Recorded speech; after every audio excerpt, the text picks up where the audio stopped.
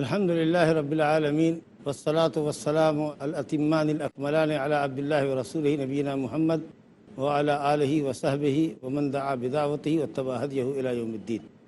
اما بعد.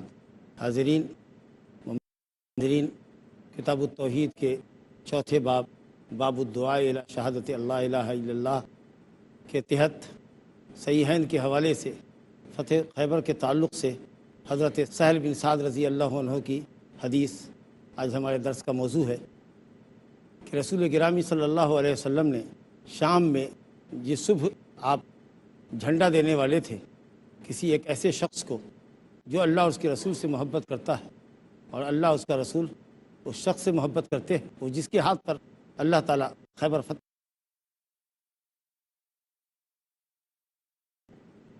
آپ کو جھنڈا دینا تھا، اس تعلق سے صحابہ کرام غور و خوض میں مبتلا ہو گئے. اس حدیث کا کچھ حصہ ہم نے اپنی ایک مجلس میں پیش کیا ہے. میں اس مجلس میں آپ کو یہ بتانا چاہتا ہوں، مومن متبع محبوب اللہ اور اس کے رسول کے محبوب ہونے، اور الحمدللہ وہ اہل ایمان کے پاس بھی محبوب ہیں جہاں یہ ساری کچھ چیزوں پر دلالت کرتی ہے حدیث، وہیں یہ سمجھنا چاہیے کہ یہ وصف ہر مومن اور متقی کی ہے. ہر مومن متقی جو اللہ اور اس کے رسول کے احکام پر عمل کرتا ہے، اللہ اور اس کے رسول اس سے محبت کرتے ہیں. یہ صفت ہر مومن کی ہے. لیکن ہاں، خصوصیت کے ساتھ آپ نے حضرت علی کے متعلق ذکر فرمایا ہے. یہ خوارج پر رد ہے جو حضرت علی کو نعوذ باللہ کافر کہتے ہیں. لیکن میں نے اپنے سابقہ درس میں یہ عرض کیا ہے کہ اہل سنت کے طریقے پر ہی یہ رد ہو سکتا ہے. بہرحال حضرت علی رضی اللہ عنہ اہل ایمان کے نزدیک نہایت معتبر ہے. فضیلت کے اعتبار سے جمہور اہل سنت والجماعت کے نزدیک چوتھے درجے میں ہے. حضرت ابو بکر صدیق رضی اللہ عنہ سب سے پہلے فضیلت کے اونچے درجے پر ہے، سب سے اونچے درجے پر ہے امت میں. پھر حضرت عمر فاروق رضی اللہ عنہ ہیں، پھر حضرت عثمان ہے، پھر حضرت علی. بعض سلف کہتے تھے کہ حضرت عثمان سے فضیلت میں حضرت علی بڑھ کر ہے. لیکن خلافت کے تعلق سے پوری ملت اسلامیہ کا، پورے علماء اہل سنت والجماعت کا اتفاق ہے کہ خلافت کی ترتیب پہلے خلیفہ حضرت ابوبکر صدیق، دوسرے حضرت عمر فاروق، تیسرے حضرت عثمان ذی النورین اور چوتھے علی ابن ابی طالب رضی اللہ عنہ. اگر اس ترتیب سے آدمی ہٹتا ہے تو وہ اہل سنت والجماعت کے گروہ سے نکل جاتا ہے. ہاں، فضیلت میں جمہور اہل سنت کے نزدیک حضرت عثمان حضرت علی سے افضل ہے. بعض سلف صالحین کے نزدیک ہے کہ حضرت علی حضرت عثمان سے افضل ہے. لیکن انشاءاللہ راجح قول یہی ہے کہ حضرت عثمان کی فضیلت حضرت علی پر مقدم ہے. آپ نے فرمایا تھا کہ میں کل جھنڈا دوں گا. رایا کا لفظ، رایا کہتے ہیں جھنڈے کو، جو عام طریقے سے قائد لشکر کے پاس ہوتا ہے، میدان جنگی میں قائد لشکر کے پاس ہوتا ہے، وہ اس کو اٹھاتا ہے جھنڈے کو. یا لشکر میں جو آگے کی ٹکڑی ہوتی ہے، آگے بڑھ رہی ہوتی ہے، اس میں کسی آدمی کو دیتا ہے کہ وہ جھنڈا اٹھائے. ایک لفظ رایا ہے اور ایک لفظ لیوا ہے. لیوا مانے بھی جھنڈا. تو اہل لغت کہتے ہیں عربی زبان میں کہ رایا اور لیوا دونوں ایک ہی جھنڈا. لیکن ترمذی میں ایک حدیث ہے حضرت عبداللہ بن عباس رضی اللہ عنہ سے، سند حسن ہے، کہ نبی صلی اللہ علیہ وسلم کا رایا کالا تھا اور آپ کا لیوا ابیض تھا. تو رنگ کا فرق تھا. جس پر رایا بولا جاتا وہ کالا تھا اور جس پر لیوا بولا گیا ہے وہ سفید تھا. اور ابن عدی محدث نے کامل میں لکھا ہے کہ اس پہ لا الہ الا اللہ محمد رسول اللہ لکھا ہوا تھا. لیکن یہ حدیث انتہائی ضعیف ہے. لا الہ الا اللہ محمد رسول اللہ لکھے جانے والی جو حدیث ہے وہ انتہائی ضعیف ہے. لیکن یہ حدیث کہ رایا کالا تھا اور لیوا سفید تھا، یہ اس حد تک روایت ٹھیک ہے. بہرحال جب آپ نے یہ فرمایا کہ کیسے شخص کو دوں گا جو اللہ اور اس کے رسول سے محبت کرتا ہے، اللہ رسول اس کے محبت کرتے ہیں، اللہ اس کے ہاتھ پر فتح دے گا. فبات الناس یذوقون لیلتهم، پوری رات لوگ غلطہ پیشہ رہے، فکر و تردد میں رہے، بحث و تکرار ہوتی رہی، گفتگو کس کو دیا جائے گا، ایہم یعطا، ایہم کس کو ملے گا، کون ایسا خوش نصیب ہوگا. ہر شخص یہ تمنا کرتا، کلہم، ہر شخص یہ چاہتا تھا کہ اس کو دیا جائے. صحیح مسلم میں حضرت ابو ہریرہ رضی اللہ عنہ سے روایت ہے کہ حضرت عمر بن خطاب رضی اللہ عنہ نے اس فضیلت کو سن کے کہا تھا، ما احببت الامارۃ الا یومئذ، میں نے سرداری کی اگر کبھی کبھی کوئی تمنا کی تھی تو اسی رات میں نے تمنا کی تھی کہ اللہ تعالیٰ مجھے یہ مقام عطا کرے، یہ خصوصیت مجھے حاصل ہو، یہ اعزاز مجھے حاصل۔ حضرت عمر فاروق کہتے ہیں کہ میں نے زندگی میں کبھی سرداری نہیں چاہی، لیکن اس رات میں نے یہ تمنا ضرور کی تھی۔ اب اگر کوئی یہ سوال کرے کہ اگر یہ خصوصیت، یہ فضیلت علی کے ساتھ خاص نہیں ہے تو پھر حضرت عمر جیسے صحابی نے اور دیگر صحابہ نے اور تمام صحابہ نے 1400 صحابہ نے یہ تمنا کیوں کی کہ یہ جھنڈا اسی کو ملے؟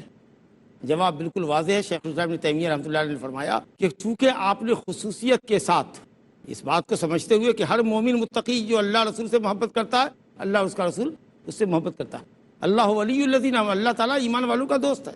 لیکن اتنے بڑے مجمع میں اگر کسی خاص شخص کے متعلق آ جائے، ایک آدمی جو اللہ رسول سے محبت کرتا ہے، اللہ اور اس کے رسول سے محبت کرتے ہیں، ظاہراً و باطناً وہ مومن ہے، اس کے ہاتھ پر یہ فضیلت ہوگی، کسی شخص کے متعلق یہ خوبی اور فضیلت اگر بیان کی جائے تو آپ سمجھ سکتے ہیں کہ ہر آدمی یہ تمنا کرے گا کہ وہ ایک خاص شخص وہ ہو۔ یہ انسان کی فطرت ہے۔ یہ مطلب نہیں کہ حضرت علی کے علاوہ کوئی بھی اللہ رسول کو نعوذ باللہ پسند نہیں کرتا تھا، نعوذ باللہ۔ اگر ہم یہ کہیں، ہمارے درس کے جو شرکاء ہیں، ایک شخص اس میں ایسا ہے جو نہایت پنکچوئل ہے، ذی علم ہے، پوری توجہ سے سنتا ہے، متقی پرہیزگار آدمی ہے ہمارے علم کے مطابق ماشاءاللہ، اس کے معاملات اچھے ہیں، کل انشاءاللہ اس کو اسپیشل انعام سے نوازا جائے گا، تو آدمی ایک دوسرے کا چہرہ دیکھے گا، سوچے گا کون ہوگا کون ہوگا کون ہوگا، اتنے بڑے مجمع میں شاید وہ میں ہوں، اللہ کرے میں ہوں، وہ نبی صاحب نے یہ فرمائیں، تو آپ سمجھ سکتے ہیں کہ ہر آدمی کے دل میں یہ تمنا چٹکی لے گی کہ وہ آدمی میں ہوں، کیونکہ اسپیشلی ایک آدمی کی بات ہو رہی ہے۔ تو جب کسی خاص شخص کو متعین کرنے کی بات ہو، کسی خاص کے لیے دعا کی بات ہو، میں کل ایک شخص کے لیے دعا کروں گا کہ اللہ اس کو جنت میں داخل کرے، نبی صاحب نے فرمایا، اگر یہ عمومی طور پر آپ نے فرمایا کہ ہر مومن متقی سے اللہ محبت کرتا ہے، تمام صحابہ سے اللہ راضی اور خوش ہے، تمام صحابہ جنتی ہیں، لیکن آپ نے خصوصیت کے ساتھ فرمایا فلاں جنتی ہے، فلاں جنتی ہے، فلاں جنتی ہے، تو آپ سمجھ رہے ہیں نا، عمومی حکم کے مقابلے میں خصوصی حکم کی بڑی اہمیت ہوتی ہے، تو اس لیے تمنا کیا۔ ورنہ آپ نے ثابت بن قیس کے متعلق کہا جنتی ہے، حضرت عبداللہ بن سلام کے متعلق کہا جنتی ہے، آپ نے اس شخص کے متعلق فرمایا جو شراب پی کر آتا تھا اور سزا پاتا تھا، جیسے میں نے شراب پی، مجھے سزا دیجیے، تو ایک شخص نے کہا اس پر اللہ کی لعنت، تو کتنی شراب پیتا ہے، کتنی مرتبہ پٹائی کھاتا ہے، آپ نے کہا ایسا کیسے کہتے ہو، یہ اللہ اور اس کے رسول سے محبت کرتا ہے، جبھی تو اس سے غلطی ہوتی ہے تو یہ آ کر اقرار کرتا ہے اور اپنے آپ کو سزا کے لیے پیش کرتا ہے، یہ اللہ اور اس کے رسول سے محبت کرتا ہے۔ تو یہ کہنا کہ تمنا کیا تھا حضرت عمر نے یا دوسرے صحابہ نے، تو یہ خصوصیت ہے اور یہ وہ فضیلت ہے جس فضیلت میں کوئی شریک نہیں ہے، یہ بات غلط ہے۔ ہاں یہ کہہ سکتے ہیں کہ اس میں ظاہری فضیلت حضرت اتنے لوگوں کے درمیان جو آپ نے یہ بات کہی تو حضرت علی کے لیے یہ خاص بات ہوئی، یہ اپرچونیٹی ہوئی ان کی، لیکن یہ آپ نہیں کہہ سکتے ہیں کہ صاحب جو وصف آپ نے بتایا کہ اللہ اور اس کے رسول سے محبت کرنا، اللہ اور اس کے رسول کا ان سے محبت کرنا، یہ صرف علی کی خصوصیت ہے اور دوسرے کی نہیں، یہ بات بالکل غلط ہوئی۔ بہرحال رات تو ایسے گزری، میں سمجھتا ہوں کہ تردد میں اور فکر میں بہتوں کو نیند بھی نہیں آئی ہوگی کہ دیکھیں یہ کون خوش نصیب ہے جس کے ہاتھ میں جھنڈا پڑے گا۔ جب صبح ہوئی، غدوا علی رسول اللہ صلی اللہ علیہ وسلم، سب کے سب صبح نبی صاحب کی خدمت میں آئے، حضرت علی بھی پہنچ چکے تھے، لیکن جس مجلس میں آپ نے یہ گفتگو کی تھی اس مجلس میں حضرت علی نہیں تھے، وہ تو آ گئے تھے بعد میں، لیکن ان کی آنکھ میں تکلیف تھی، اس لیے وہ اپنے خیمے میں تھے۔ جب صبح آئی اور آپ نے مجمع پر نظر دوڑائی اور جو آدمی آپ کو مطلوب تھا وہ نظر نہیں آیا، تو آپ نے رزلٹ آؤٹ کیا، کہا آئین علی بن ابی طالب، رزلٹ آؤٹ ہو گیا کہ وہ خوش نصیب حضرت علی، وہ مخصوص آدمی جس کی تعریف نبی صلی اللہ علیہ وسلم نے کل کی تھی اور جس کے ہاتھ پر اللہ فتح دے گا، اور جس خصوصی دعا کو لینے کے لیے لوگوں کے دل میں تمنا آئی تھی، عمومی سب شریک ہے، اللہ رسول سے محبت کرنے میں تو سب شریک ہے، لیکن خصوصی جو اعزاز مل رہا ہے جس کی تمنا لوگوں نے کی تھی، وہ اعزاز اس شخص کو ملا جس نے سوچا بھی نہیں تھا اور جس نے رات بھر تمنا کی تھی یا اللہ وہ میں ہوں وہ میں ہوں، وہ نہیں آیا۔ تقدیر پر ایمان پختہ ہوتا ہے کہ جنہوں نے تمنا کی تھی وہ محروم رہے، اور جنہوں نے سوچا بھی نہیں تھا کہ ان کو جھنڈا ملے گا، اللہ نے ان کو دلوایا۔ کہا آئین علی ابن ابی طالب، علی بن ابی طالب تو ہے نہیں مجمع میں، تو موجود لوگوں میں سے کسی نے کہا ہو یشتکی ہے، نہیں یا رسول اللہ ان کی آنکھ میں تکلیف ہے، ان کی دونوں آنکھیں آئی ہوئی ہیں، سرخ ہیں، درد میں پریشان ہیں۔ تو سعد بن وقاص رضی اللہ عنہ کی روایت ہے صحیح ہے میں کہ آپ نے فرمایا ارسلو ہو، بھیجو کسی کو، ان کو بلا لے کر لے آئے۔ اور صحیح ہے میں روایت ہے ایاس بن سلمہ کی کہ میرے والد سلمہ کو بھیجا گیا کہ جا کر علی کو بلا کر لا۔ چنانچہ وہ گئے، ایاس بن سلمہ کے والد سلمہ اور حضرت علی کو لے کر مجلس میں آئے کہ نبی صلی اللہ علیہ وسلم آپ کو بلا رہے ہیں، اور ان کو لے کر کے مجلس کے اندر آئے۔ جب آئے تو آپ نے ان کو قریب کیا، تفل فی عینیہ، آپ نے تھکا دیا ان کے آنکھ میں، فبرأ کأنہ لم یکن بہ وجن، تو اس طریقہ سے وہ ٹھیک ہوئے اور درست ہوئے، اور ان کی آنکھ کی تکلیف گئی جیسے کہ پہلے سے کوئی تکلیف تھی ہی نہیں۔ سرخی ختم ہو گئی، درد ختم ہو گیا، سر درد سے جو پریشان تھا وہ ختم ہو گیا، ایک دم راحت مل گئی، سمجھو کہ کوئی تکلیف تھی ہی نہیں۔ اللہ اکبر۔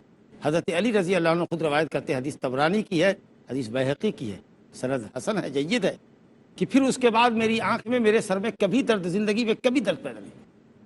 یہ نبی صلی اللہ علیہ وسلم کے معجزات میں سے ایک معجزہ ہے۔ اس بات کی دلیل ہے کہ آپ اللہ کے نبی تھے، مستجاب الدعوات تھے۔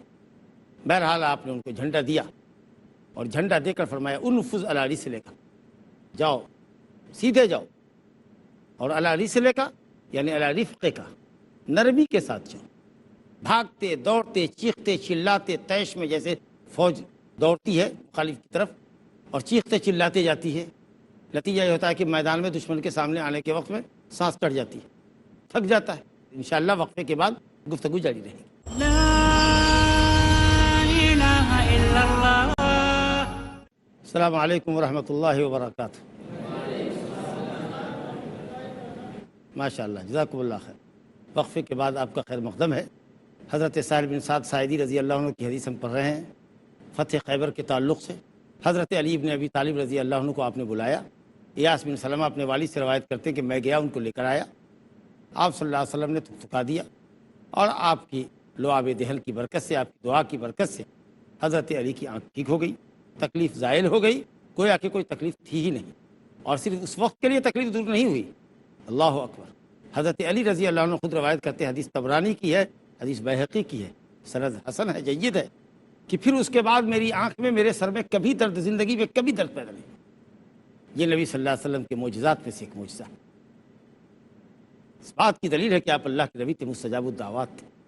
بہرحال آپ نے ان کو جھنڈا دیا، اور جھنڈا دے کر فرمایا انفذ علی رسلک، جاؤ سیدھے جاؤ، اور علی رسلک یعنی علی رفقک، نرمی کے ساتھ جاؤ، بھاگتے دوڑتے چیختے چلاتے طیش میں جیسے فوج دوڑتی ہے مخالف کی طرف اور چیختے چلاتے جاتی ہے، نتیجہ یہ ہوتا ہے کہ میدان میں دشمن کے سامنے آنے کے وقت میں سانس چڑھ جاتی ہے، تھک جاتا ہے، اب وہ کیا مقابلہ کرے؟ اب بالکل اطمینان سے خڑامہ خڑامہ جس کو جانا کہتے ہیں، ایک دم آرام سے جاؤ، انفذ علی رسلک حتیٰ تنزل بساحتہم، یہاں تک کہ تم ان کے قلعہ کے سامنے جو ساحہ ہے، میدان ہے، کشادہ جگہ، وہاں اترو۔ جب یہ آگے بڑھے تو حضرت ابو ہریرہ رضی اللہ عنہ کی روایت جو صحیحین میں ہے، اس میں تفصیل آئی ہے کہ آگے جانے کے بعد حضرت علی بغیر مڑے ہوئے، کیونکہ آپ نے کہا تھا سیدھے جاؤ، مڑنے کا نہیں، تو بغیر مڑے ہوئے بآواز بلند انہوں نے پکارا کہ الی ماذا اقاتل، یا رسول اللہ میں کس بات پہ ان سے قتال کروں گا؟ تو آپ نے کہا کہ قتال اس بات پر کہ وہ گواہی دیں اللہ کے سوا کوئی معبود نہیں اور میں اللہ کا رسول ہوں۔ اگر اس بات کی گواہی دے دیتے ہیں، قتال مت کرو، ان کا خون حلال نہیں ہوگا، وہ مسلمان ہو گئے۔ اگر اس کی گواہی نہیں دیتے، کلمہ نہیں پڑھتے، مسلمان نہیں ہوتے، ہماری رسالت کا اقرار نہیں کرتے، اللہ کی توحید کو نہیں مانتے اور ہماری رسالت کو نہیں مانتے، تو پھر ان سے قتال کرو۔ چنانچہ گئے، اور آپ نے وہی فرمایا تھا کہ ان کو اسلام کی دعوت دو، اور جب وہ مسلمان ہو جائیں الحمدللہ، تو پھر ان کو یہ بتاؤ فاخبرہم بما یجب علیہم من حق اللہ تعالی فی، اسلام لانے کے بعد ایک مسلمان پر کیا ذمہ داری عائد ہوتی ہے یہ بتاؤ۔ یہ بہت اہم بات ہے، اسلام لانے کے بعد ان پر کیا ذمہ داری ہے یہ ان کو بتاؤ، کہ کیا ذمہ داری ہے ان کے اوپر۔ بتاؤ کہ تم پر نماز بھی فرض ہے، روزہ بھی فرض ہے، زکوٰۃ بھی فرض ہے، سور کا گوشت حرام ہے، شراب حرام ہے، رشوت حرام ہے، سودی کاروبار تم کرتے ہو یہ چھوڑنا ہوگا، ساری کچھ چیزیں بتاؤ، یہ ان کو دعوت دو۔ حتیٰ تنزل بساحتہم، کہ میدان قتال میں اترو، ان کو اسلام کی دعوت دو۔ اگر وہ مسلمان ہو جاتے ہیں تو پھر ان کو اسلامی احکام سے واقف کرو کہ کیا ان کو کرنا ہے، وہ ضروری چیزیں کیا ہیں جن کو چھوڑنا بھی ضروری ہے، حرام چیزیں کیا، وہ محرمات کیا ہیں جن کو چھوڑنا ضروری ہے، اسلامی احکام سے ان کو باخبر کرو۔ اس کا مطلب یہ کہ کوئی کلمہ پڑھے، ایک دم واضح بات، کلمہ پڑھے اور نماز سے باز رہے، کلمہ پڑھے زکوٰۃ سے باز رہے، اس سے قتال کیا جائے۔ اور اسی طریقے سے کوئی کلمہ پڑھے اور کھلم کھلا شرک کرے تو اس سے بھی قتال کیا جائے، جہاں تک کہ وہ اللہ کی توحید پر آئے۔ اور آپ نے فرمایا سنو، اسلام کی دعوت دینا پہلے، قتال شروع کرنے سے پہلے، بڑا خوبصورت جملہ ہے، بڑا اہم جملہ ہے۔ فواللہ لأن یہدی اللہ بک رجلا واحدا خیر لک من حمر النعم، قسم اللہ کی، فواللہ واو قسمیہ، قسم اللہ کی، لأن یہدی اللہ، ان کے اوپر جو لام مفتوحہ ہے، یہ لام مفتوحہ زبر والا لام، لأن یہدی اللہ، یہ بھی قسمیہ ہے، ڈبل قسم ہے۔ آپ فتویٰ دے رہے ہیں، حدیث بیان کر رہے ہیں، خبر دے رہے ہیں، فتویٰ پر، فیصلے پر، خبر پر بلا ضرورت بھی آدمی قسم کھا سکتا ہے بات کو پختہ کرنے کے لیے، بات کو موقت کرنے کے لیے آدمی بلا ضرورت بھی قسم اللہ کی میں جو کہہ رہا ہوں وہ صحیح ہے۔ آپ سے قسم کس نے کھلوایا؟ لیکن آپ خود قسم کھا رہے ہیں بات کو پختہ کرنے کے لیے، جائز ہے۔ جواز الحلف علی الفتیہ والقضاء والخبر، تاکید کے لیے فتویٰ پر، قضا پر اور کسی خبر پر اس کی تصدیق کو ثابت کرنے کے لیے آپ قسم بلا ضرورت بھی کھا سکتے ہیں، بلا کھلائے ہوئے بھی کھا سکتے ہیں قسم کہ اگر ایک شخص کو بھی اللہ تعالیٰ تمہارے ہاتھ پر ہدایت دیتا ہے تو وہ تمہارے لیے سرخ اونٹوں سے بہتر ہوگا۔ عرب کا قیمتی مال ہوتا تھا سرخ اونٹ، یا بطور کہاوت کہتے تھے کہ یہ تو تمہارے لیے سرخ اونٹ ہے۔ سرخ اونٹ قیمتی مال، انفس، نفیس ترین مال کو کہتے تھے سرخ، عرب کا قیمتی مال ہوتا تھا سرخ، اور اس کے مقابلے میں کالا اونٹ انتہائی بھدا ہوتا تھا، بیکار ہوتا تھا۔ تو کہا یہ تمہارے لیے سرخ اونٹوں سے بہتر ہے، یعنی دنیا کی کسی بھی نعمت سے بہتر ہے۔ یا یہ ہے کہ اگر کسی شخص کو سرخ اونٹ مل جائیں اور وہ اللہ کے راستے میں خیرات کر دے تو اس سے کہیں بہتر ہے کہ اس کے ہاتھ پر اللہ رب العالمین نے ایک شخص کو ہدایت دی، کیونکہ جب تک وہ ہدایت یافتہ ہے اور ہدایت کے کام کر رہا ہے، نیکی کے کام کر رہا ہے، الحمدللہ اس کو تو ثواب مل ہی رہا ہے، اللہ تعالیٰ داعی ہدایت کو بھی ثواب دے رہا ہے۔ یہ کتنا بڑا اعزاز ہے کہ ایک شخص کو بھی اگر اللہ ہدایت دے۔ یہ دیکھیے توحید کی دعوت اور کتاب و سنت کو مضبوطی سے پکڑنے کی دعوت دینے والوں کے لیے کتنی بڑی فضیلت ہے کہ اگر ایک شخص بھی آپ کے ذریعے ہدایت پا جاتا ہے، صراط مستقیم پر لگ جاتا ہے، کتاب و سنت کی راہ پہ لگ جاتا ہے، کوشش کیجیے، محنت کیجیے، تو اللہ رب العالمین اس آدمی کے اعمال کے برابر ثواب آپ کو الگ سے دے گا۔ عمل کرنے والے کے ثواب میں کمی نہیں ہوگی، لیکن اللہ رب العالمین ہدایت کی طرف بلانے والے کو ثواب دے گا۔ جبکہ جو ضلالت کی طرف بلاتا ہے ایک شخص، اس کے سبب گمراہ ہوتا ہے، تو گمراہی کے نتیجے میں اس کو جو گناہ ہوگا، جتنے سارے گناہ کرتا چلا جائے گا اس کو تو گناہ ہوگا ہی، اتنا گناہ داعی ضلالت کو بھی ملے گا۔ بہرحال آپ نے فرمایا کہ ایک شخص کو بھی اللہ اگر ہدایت دیتا ہے تو تمہارے لیے سرخ اونٹوں سے بہتر ہے۔ یعنی صحیحین کی ہے۔